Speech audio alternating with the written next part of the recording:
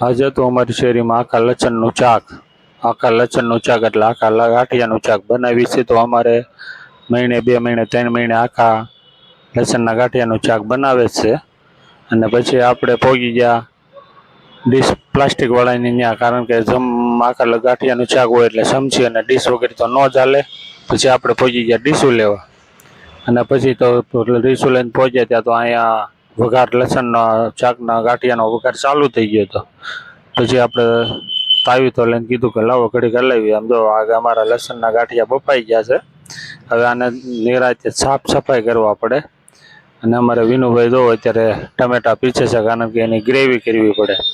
અને અમારા નરેશભાઈ આખા લસણના ગાંઠિયાનું શાક બનાવે છે. એટલે જોતા હતા ગાંઠિયા બફાઈ ગયા છે કે શું ચાશે. જો આ ચેક કરે છે, આ રીતે ચેક કરે અને બફાઈ ગયા.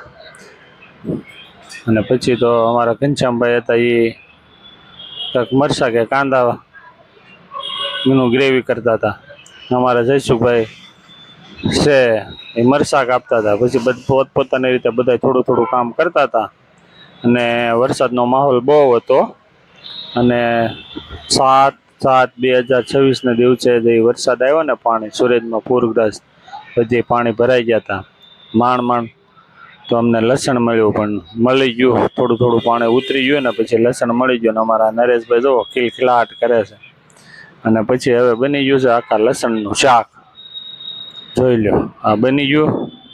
ગ્રેવી જોઈ લો તમે, આખા લસણનું શાક. હવે આમાં નાખી દે લસણના ગાંઠિયા એટલે બની જાય ચકાચક. જો આવી ગયો ને ફૂલ કલર, લાલ કલર ફૂલ આવી ગયો ને. આ બધાની ડીશો લઈને આમ જો હાથમાં લઈ લીધા, રોટલા બોટલા સોળીને ત્યાર કરી રાખશે. પછી નાખશે થાળીમાં લસણનું શાક. જોવો આ નરેશભાઈ અમારે જોવો નાખે 2 ગાંઠિયા અને લસણનું શાક.